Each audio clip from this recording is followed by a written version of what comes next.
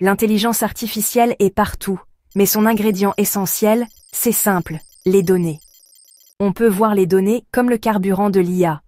Sans elles, même le meilleur algorithme ne sert à rien. Aujourd'hui, la course à l'IA, c'est surtout une course aux meilleures données. La qualité et la pertinence de ces données déterminent si une IA sera utile ou non. Dans cette vidéo, on va voir ce que sont ces fameuses données, pourquoi elles sont vitales, comment on les utilise et quels sont les enjeux. Installez-vous, on plonge dans le moteur de l'IA. Pourquoi les données sont-elles si cruciales? Parce que l'IA apprend par l'exemple. Une IA ne sait rien au départ. On doit tout lui montrer, des milliers, des millions d'exemples. Ces exemples, ce sont les données. Pour reconnaître un chat, on montre à l'IA des milliers de photos de chats. À force, elle repère les motifs, oreilles, moustaches, yeux. Sans données, l'IA est aveugle, incapable de généraliser ou de prédire quoi que ce soit. C'est comme demander à quelqu'un de réussir un examen sans avoir jamais étudié. Les données sont donc la base de tout apprentissage pour l'IA. Si elles sont absentes ou de mauvaise qualité, l'IA ne peut pas fonctionner correctement. Les données relient les algorithmes abstraits à la réalité. Elles permettent à l'IA de comprendre, d'interagir et de prédire. Sans ce pont, l'IA reste isolée, inutile. C'est pour ça que tout commence et tout finit avec les données. Rien ne fonctionne sans elles. Quand on parle de données, on entre dans le vif du sujet de l'intelligence artificielle. Les données sont l'élément vital, le carburant qui alimente les algorithmes et permet aux machines d'apprendre et de prendre des décisions éclairées. Il y a 3 grandes catégories à connaître absolument. Ces catégories nous aident à comprendre comment les données sont organisées et comment elles peuvent être utilisées efficacement dans différents contextes d'IA. D'abord, les données structurées. Imaginez un tableau bien organisé, avec des lignes et des colonnes clairement définies. Bien rangées en tableaux, faciles à lire pour une machine. Chaque information a sa place, ce qui facilite grandement l'analyse et le traitement. On les trouve dans les bases de données clients, les ventes, la finance. Ce sont des données essentielles pour le suivi des performances, l'identification des tendances et la prise de décision stratégique. Ensuite, les données non structurées. C'est un peu le chaos organisé de l'information. Texte, images, sons, vidéos. Elles sont brutes, sans formatage précis, et nécessitent des techniques d'IA plus sophistiquées pour être exploitées. Elles représentent la majorité des données mondiales, une masse d'informations en constante expansion.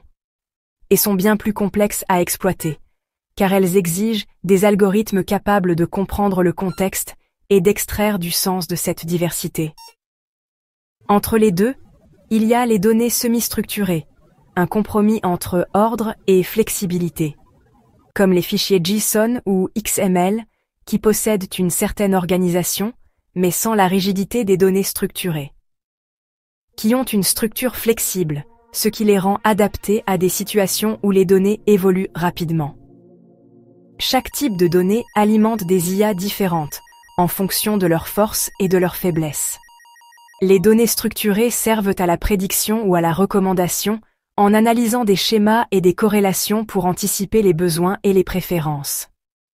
Les données non structurées ouvrent la porte à l'analyse d'images, de textes, de sons, permettant de comprendre le monde qui nous entoure de manière plus intuitive.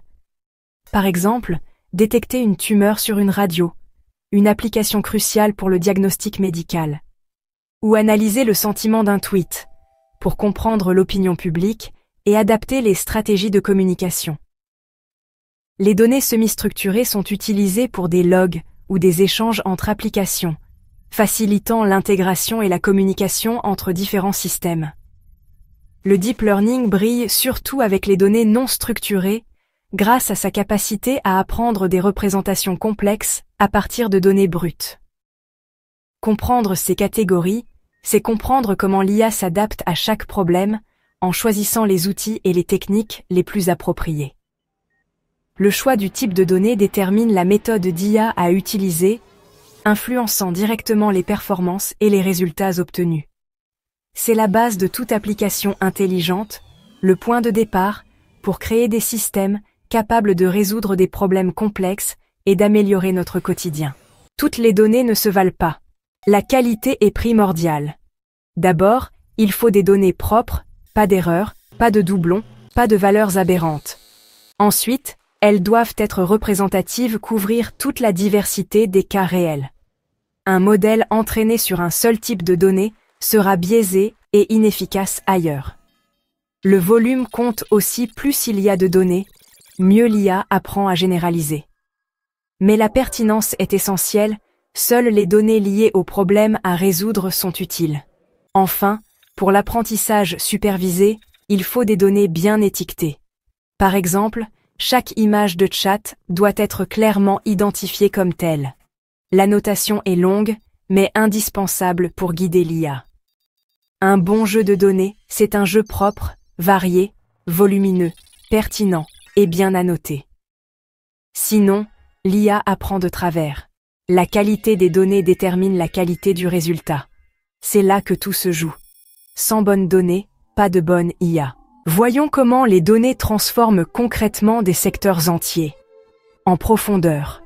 Nous allons explorer ensemble quelques exemples frappants qui illustrent la puissance de l'IA lorsqu'elle est alimentée par des données pertinentes et massives.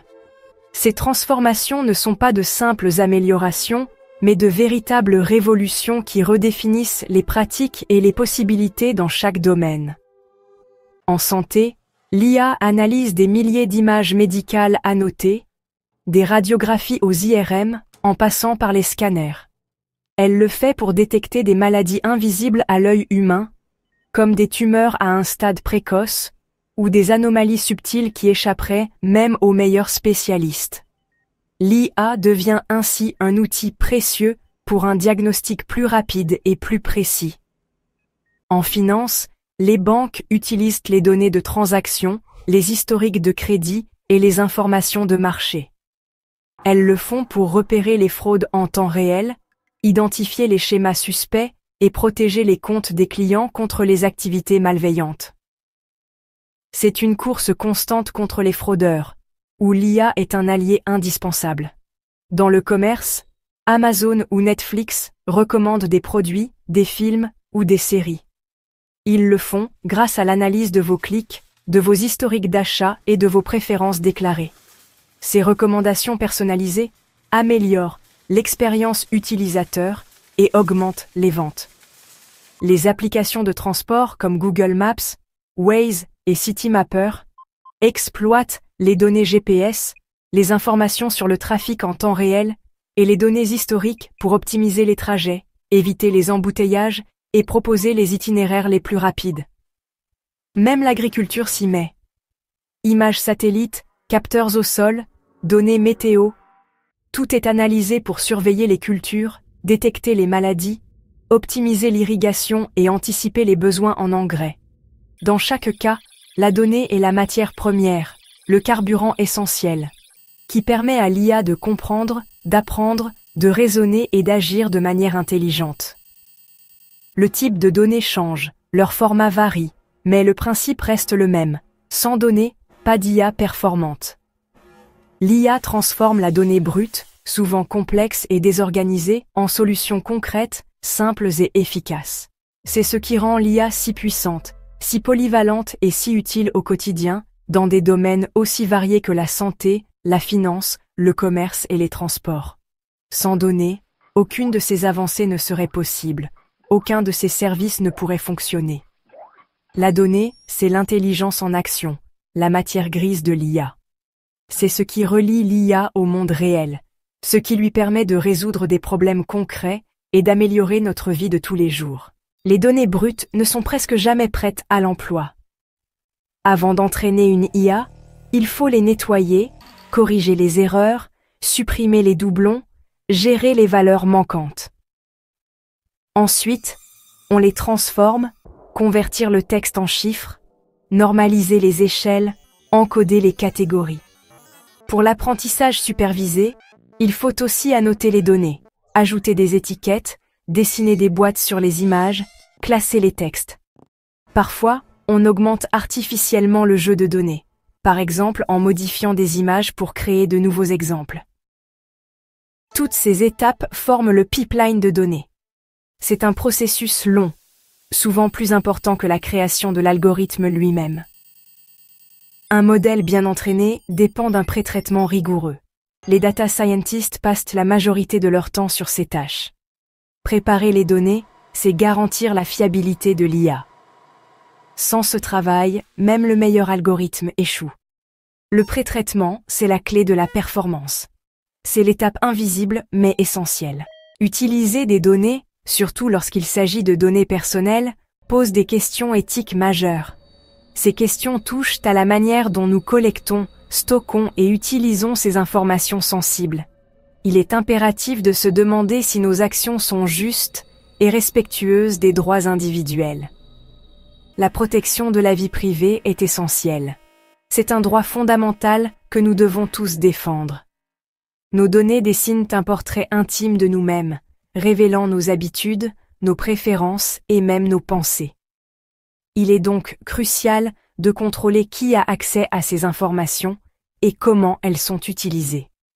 En Europe, le RGPD, ou Règlement général sur la protection des données, impose des règles strictes pour encadrer l'utilisation des données personnelles. Il garantit des droits fondamentaux, tels que le consentement éclairé, le droit d'accès à ces données, le droit de rectification en cas d'erreur, et le droit à la suppression de ces informations personnelles. Respecter ces règles n'est pas seulement une obligation légale, c'est aussi une obligation morale envers les individus dont nous traitons les données. Autre enjeu majeur, les biais algorithmiques. L'IA apprend à partir des données qui lui sont fournies, et si ces données reflètent des préjugés existants, l'IA les reproduira et les amplifiera. Si les données sont biaisées, par exemple si elles sous-représentent certains groupes de population, l'IA le sera aussi, parfois de façon amplifiée, conduisant à des décisions injustes et discriminatoires. Il faut donc construire des jeux de données équilibrés, représentatifs de la diversité du monde réel. Il est également essentiel d'auditer régulièrement les modèles d'IA pour détecter et corriger les biais, en impliquant des équipes diversifiées dans ce processus. La sécurité des données est aussi cruciale. Des attaques malveillantes peuvent manipuler les données utilisées pour entraîner l'IA, et ainsi tromper l'IA, la conduisant à prendre des décisions erronées ou nuisibles. Protéger les données contre les intrusions et rendre les modèles robustes face aux manipulations est indispensable pour garantir la fiabilité et la sécurité de l'IA.